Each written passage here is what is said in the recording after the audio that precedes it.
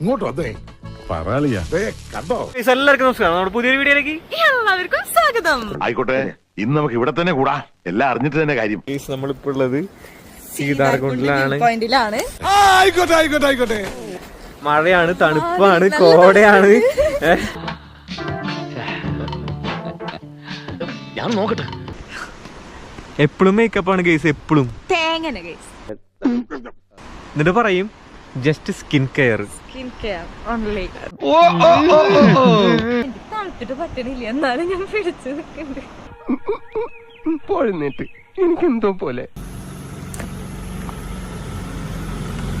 കൊള്ളാം, ഒന്ന് തിരിക്കാൻ എന്താണ് ആ മാർഗം?